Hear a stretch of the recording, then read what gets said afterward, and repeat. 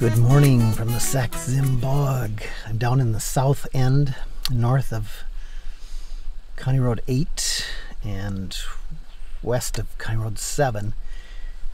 It is Monday, May 4th.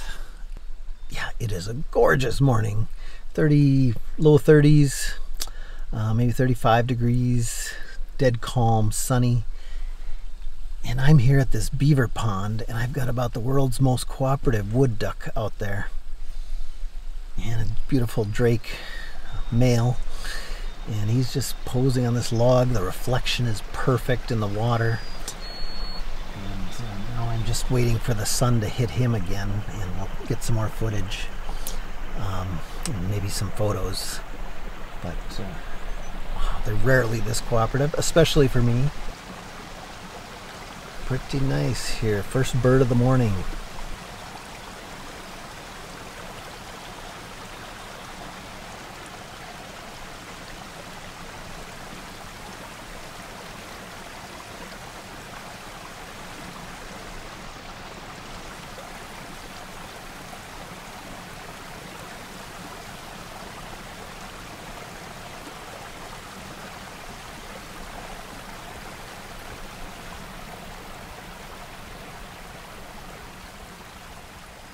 Well, maybe my wood duck jinx is broken. If you remember from, I think it was the first virtually live tour, I told you my traditionally bad luck with wood ducks.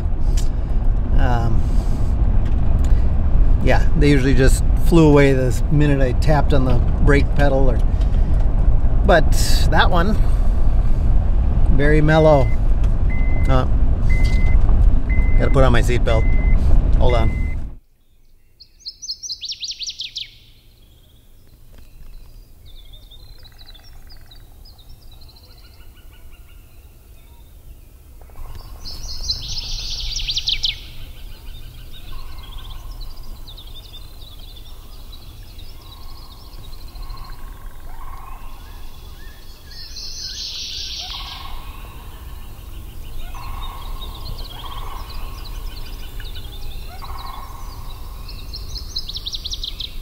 This was a really nice stop. I heard this really loud ringing song,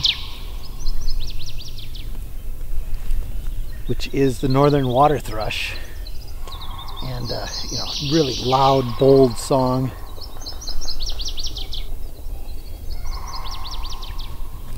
That was his cue, and yeah, I think some people mistake Connecticut warbler for the northern water thrush. They both have that really loud, rich, ringing song. But note the habitat here. Wet, swampy woods. So like black ash swamp is a place where you'll find them. Also these kind of, this is mostly aspen and red maple in here, but yeah, perfect habitat. And this guy is on territory, which is really interesting. Seems a little early, but May 4th. Also had sandhill cranes flying and calling, and back in the woods over on this side had winter wren, which is kind of nice. There's a snipe back there. There's a rough grouse drumming not far in. Maybe I should go in and look for him. Beautiful. All right, let's move on.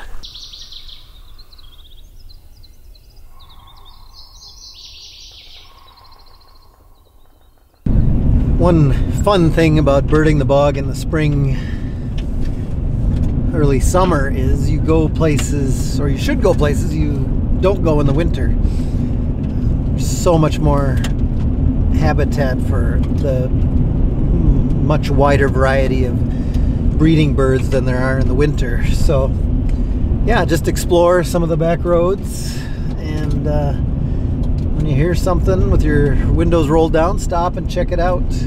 You never know what you might find up here. It's got to be over 100 species of breeding birds. I will get back to you on that.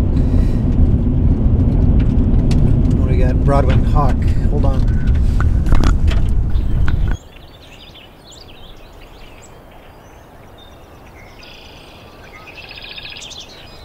Immature bald eagle. Looks huge out there. Kind of dwarfs that full-grown tree. I'm acting on a hot tip from our naturalist, head naturalist Clinton Nienhuis, and his wife, who's also a keen naturalist, Kristina, spotted a pair of upland sandpipers in this field. And sure enough, they're still here, out there.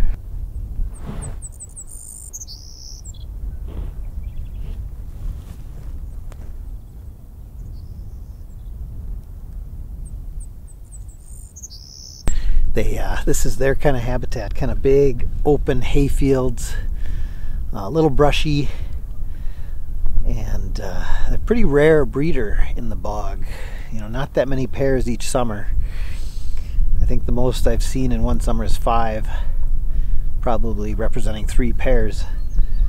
But yeah, this is a new spot, so thanks Kristina, thanks Clinton. They are a shorebird without a shore. They're primarily a grassland prairie species, although I have seen them in open bog, that kind of bog that we have here in Sax Zim that is really open, no trees. You only find it in a few spots, but it's all just short bog vegetation, sedges, cotton grass, things like that.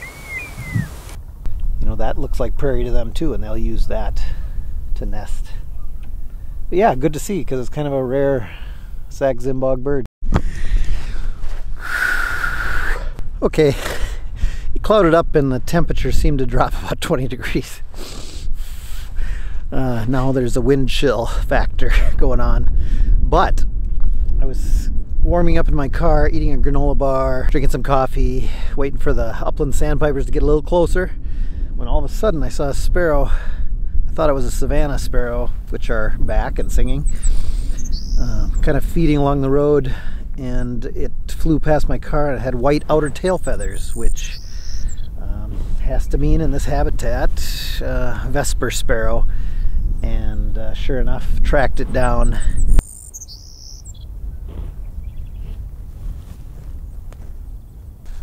Also note its white eye-ring, really bold white eye-ring. It's a really good bird for Sax Zim Bog, very uncommon. So rare, maybe some people would say, but yeah, good deal. That's pretty exciting.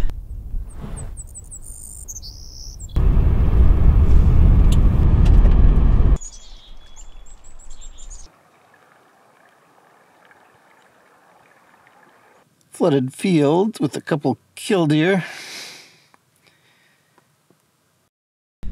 Did I see a great gray owl today after 3 weeks of no luck? Heck yeah!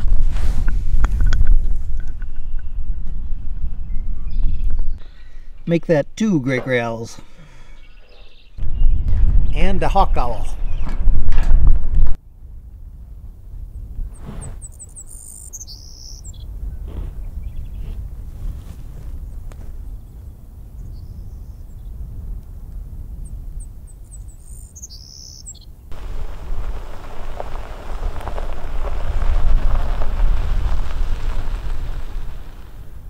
Nice to see, still 3 male sharp-tailed grouse displaying.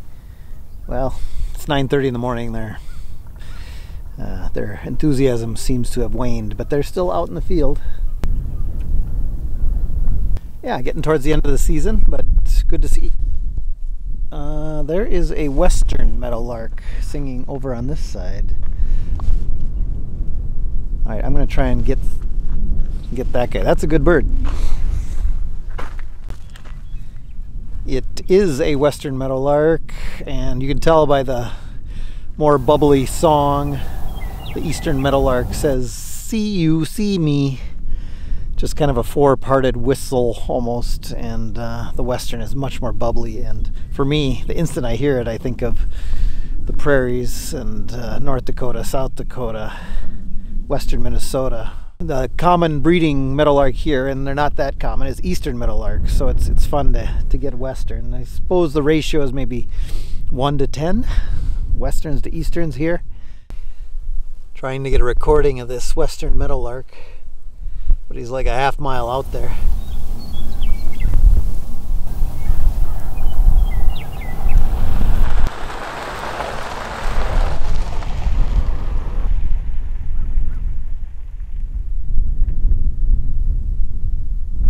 Okay, attempt number 2 for snowshoe hare and blackback woodpecker, and Mark Johnson, our Welcome Center naturalist, found a young gray jay here too. So Canada jay, sorry. So we're at the Warren Wissner Bog Boardwalk at the Warren Nelson Memorial Bog, and maybe second time's a charm, or is it third time a charm, but whatever. Let's see if we can get a snowshoe hare at least.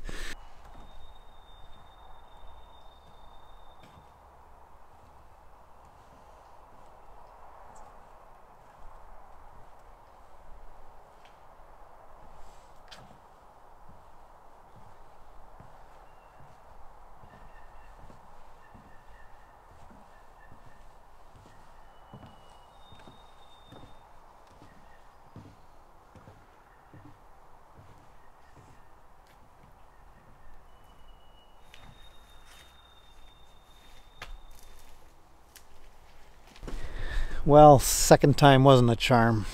Did not get a snowshoe hare, but maybe I'll try again next week. But I just wanted to show you, this is a little spur off the Warren Wissner Bog Boardwalk, and this spur was paid for by Gordon Anderson in memory of Priscilla Dean and Peter Getman. We got a nice bench here, and we're going to put an interpretive sign. This 20 acres was logged about, I don't know, 12, 13 years ago. And we're going to kind of watch it as it grows back up. And as usual, the tamaracks grow fastest and first. And some of them are in here already 25 feet high. But there's nice growth of spruces coming back too. So this will be a nice place just to see how a bog regrows. And it takes a long time, 80 to 120 years to get back to maturity. So it's very important that we protect the existing climax spruce tamarack bogs that will perpetuate forever, because it takes a long time for these bogs to regrow. And in some areas, if the moss bed dries out too much after logging, it may not grow back as tamarack and spruce. So that's part of our mission, is preserving these old growth bogs.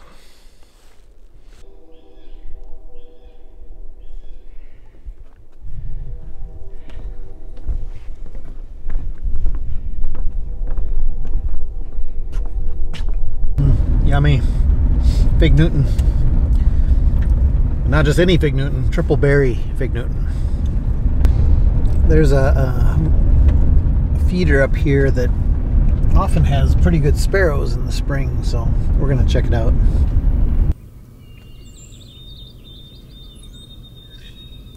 The sparrow spot didn't produce many species. They had juncos and a lot of white-throated sparrows. I think we'll try back next week, because I'd really love to get a Harris's sparrow or a white-crowned sparrow, fox sparrow, anything like that. Yellow-bellied bog is 96 acres here, and you have an opportunity, if you want, to help support our Acres for Owls program. If you donate over $1,000, or $1,000 or more, I should say, you can get your name on the bog, and that can be an honorarium or a memorial. But it just helps us buy more acreage to preserve this habitat for not only owls like great grays, but all kinds of warblers and other boreal birds that depend on black spruce and tamarack habitat. So check it out on our website. Yellow-bellied bog is also a good place for orchids such as pink lady slipper and purple fringed orchid, and other things like ruby crown kinglet, golden crown kinglet nest here, and lots of sign of snowshoe hare and bobcat in the winter. and also pine marten and fisher. So kind of a cool piece of property. In yellow-bellied bog, we have a nice trail that's great for spring, summer, fall hiking and snowshoeing in the winter.